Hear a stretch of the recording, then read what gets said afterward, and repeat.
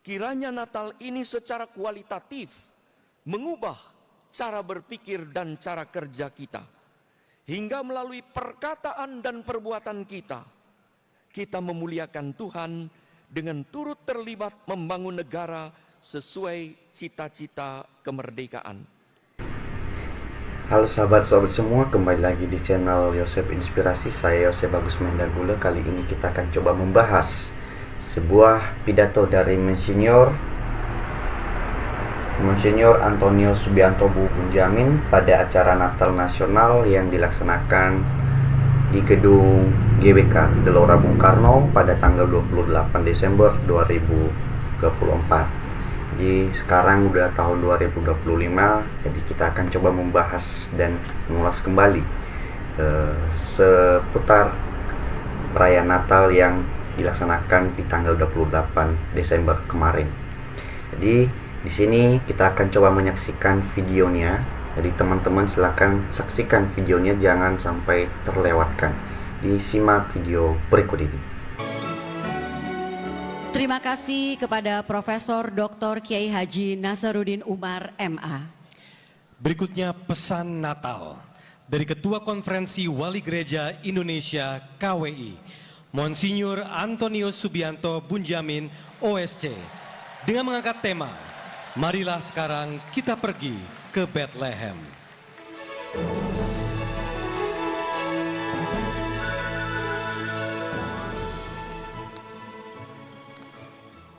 Selamat malam, saudara-saudari, salam sejahtera untuk kita semua. Yang kita hormati dan kita muliakan Bapak Presiden Republik Indonesia, Bapak Prabowo Subianto, dan Wakil Presiden Republik Indonesia Bapak Gibran Rakabuming Raka, beserta dengan Kabinet Merah Putih yang sebagian besar ada di ruangan ini. Luar biasa Pak Presiden, atas dukungan dan sokongan Bapak Menteri Agama, Imam Besar Kiai Haji Nasaruddin Umar,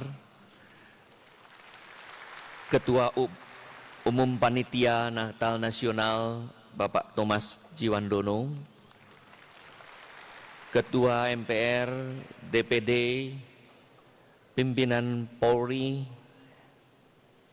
TNI, tokoh masyarakat, tokoh agama, tokoh budaya, Panitia Nasional, dan saudara-saudari yang terkasih, selamat malam. Setiap tahun kita merayakan Natal. Tahun 2024 kita mengambil tema dari tanggapan sigap para gembala yang menerima warta kelahiran Yesus, marilah sekarang kita pergi ke Bethlehem.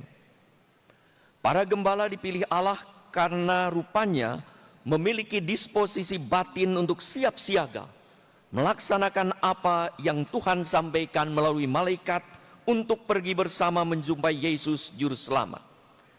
Berjumpaan dengan Yesus telah mengubah hidup mereka secara kualitatif, yaitu menjadi pribadi-pribadi yang optimis dengan sukacita, memuji dan memuliakan Allah. Perjumpaan dengan Tuhan membawa sukacita dan damai. Sukacita dan damai itu terus diperbaharui dalam Tuhan dan dibagikan pada sesama. Ini mengingatkan kita akan tema kunjungan Bapak Suci Paus Fransiskus ke Indonesia, yaitu iman, persaudaraan dan bela rasa. Perjumpaan dengan Tuhan karena iman mendorong seseorang apapun keyakinannya untuk membangun persaudaraan sejati dengan siapapun, hingga kita tergerak untuk berbela rasa dengan semua orang yang membutuhkan belas kasih Allah melalui karya dan hidup kita. Memang tidak dikisahkan bagaimana cara para gembala memuji dan memuliakan Allah. Itulah kiranya yang dititipkan pada kita sekarang. Pesan Natal 2024 yang dibuat PGI dan KWI menulis bahwa kita bisa memuliakan Tuhan melalui tindakan-tindakan yang menghadirkan kasih-Nya di tengah keluarga, komunitas, gereja, masyarakat, dan bangsa. Kasih kepada sesama manusia itu menjadi konkret dalam tindakan saling menghormati dan menghargai, menguatkan dan membangun persahabatan antar manusia tanpa memandang perbedaan suku, agama, kepercayaan, golongan, warna kulit, dan status sosial. Maka perayaan Natal sungguh mendorong kita untuk berjalan bersama dalam iman, persaudaraan, dan bela rasa bagi saudara-saudari yang kecil, lemah, miskin, tersingkir, dan difabel, untuk menjadi saudara bagi sahabat-sahabat kita yang masih berjuang mencari keadilan, untuk membela para korban keadilan yang mungkin tidak berani menyuarakan hak. Saudara-saudari yang terkasih, kiranya Natal ini secara kualitatif mengubah cara berpikir dan cara kerja kita, hingga melalui perkataan dan perbuatan kita memuliakan Tuhan dengan turut terlibat membangun negara sesuai cita-cita kemerdekaan. Masih ada sisi gelap saat ini yang perlu diterangi, yaitu, saya kutip dari pesan, persoalan ketidakadilan, kemiskinan, intoleransi, perdagangan orang, praktek-praktek perjudian dan pinjaman online, dan perusakan lingkungan hidup. Marilah kita sekarang pergi ke Bethlehem, di mana Tuhan hadir, agar kita tetap optimis membawa terang dan pengharapan di tengah kegelapan dan keputusasaan, serta menghadirkan kasih, persaudaraan, dan bela rasa di tengah kesulitan hidup yang rawan konflik. Saat kita mengalami perubahan secara kualitatif, mau memuji dan mau memuliakan Allah, kita akan lebih mudah berbela rasa dan menebarkan kasih kepada sesama, hingga semua perbuatan, pelaksanaan, keputusan didasari oleh bela rasa pada saudara-saudari yang paling rentan di negeri tercinta ini, demi cita-cita keadilan dan kesejahteraan rakyat Indonesia. Marilah menjadikan hati kita sebagai Bethlehem, tempat Tuhan hadir. Semoga pemerintah Republik Indonesia, mari kita doakan dan kita dukung pemerintah Republik Indonesia di bawah pimpinan Presiden Prabowo Subianto dan Wakil Presiden Bapak Gibran Rakabuming Raka menjadi Bethlehem baru. Seperti Bethlehem di sana, tempat Tuhan lahir, di mana sinar kasih persaudaraan dan bela rasa memancar dari pemerintahan Republik Indonesia bersama dengan Kabinet Merah Putih, menyingkirkan kegelapan, sisi-sisi yang mungkin sekarang masih gelap. Dunia tidak ada yang sempurna, dunia masih ada kegelapan.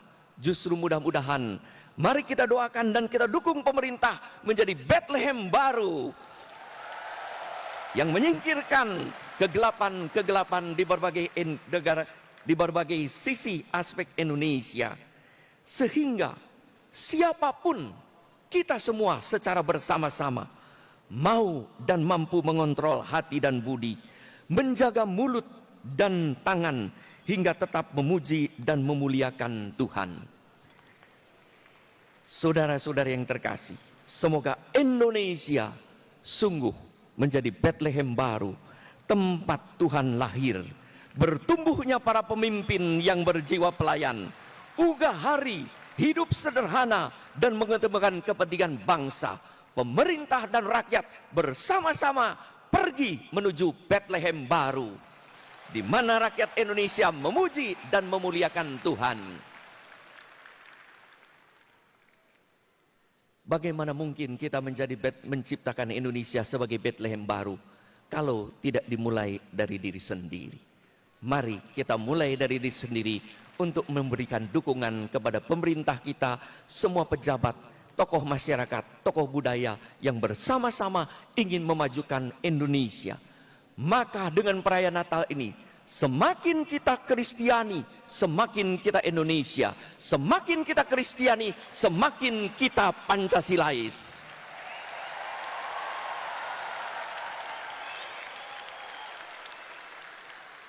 Selamat Natal kepada saudara-saudari yang merayakannya.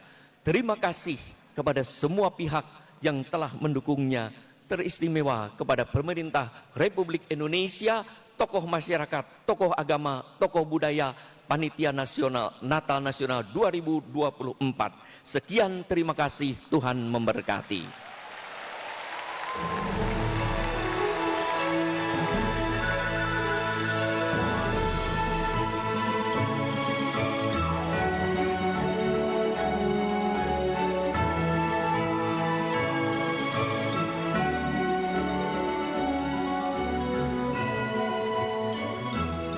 Nah, sahabat-sahabat terkasih, setelah kita menyaksikan video tersebut, jadi di sini isi pidato dari Monsinyur Antonius Subianto Bunjamin tadi dalam acara perayaan Natal Nasional tersebut.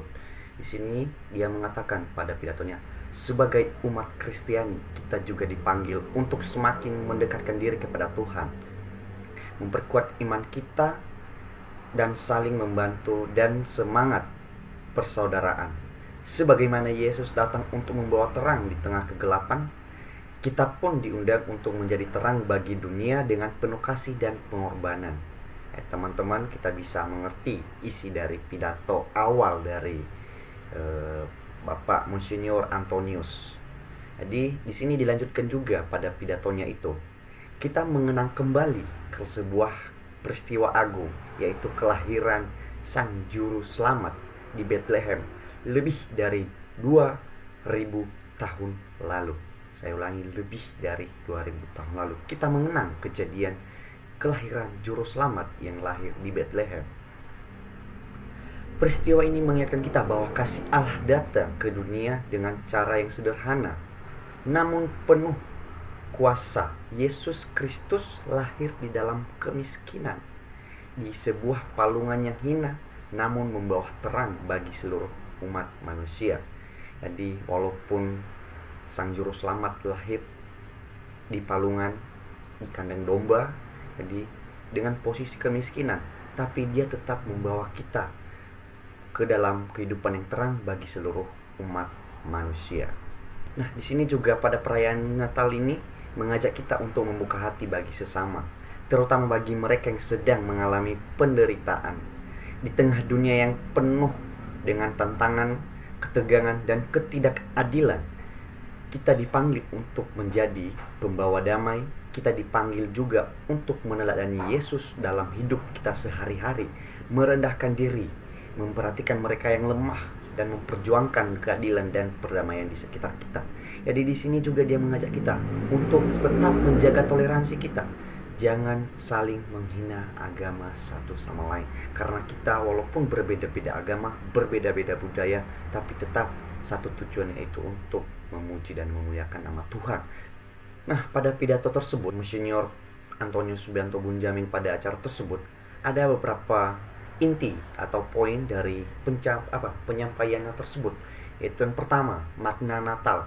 Itu sangat ditekankan bahwa Natal adalah waktu untuk merayakan kelahiran Yesus Kristus yang datang dengan kasih yang sederhana namun penuh kuasa, membawa terang dan harapan bagi dunia. Yang kedua, pesan kasih perdamaian, mendorong umat untuk meneladani Kristus Yesus dengan merendahkan diri, memperhatikan yang lemah, dan berjuang untuk keadilan serta berdamai di tengah tantangan hidup. Oke, teman-teman, yang ketiga, solidaritas dan dukungan. Dia mengajak untuk saling mendukung dan berbagi kasih, terutama di masa sulit seperti ini, pandemi dan bencana yang terjadi di tahun-tahun yang lalu, serta memperkuat solidaritas antar sesama agama, budaya, dan ras. Yang keempat, yang terakhir itu harapan dan doa. Dia mengajak kita untuk menyambut tahun baru dengan semangat, penuh harapan, bertekad bahwa kedamaian, serta mendoakan kedamaian bagi dunia, bangsa, dan setiap orang yang membutuhkan.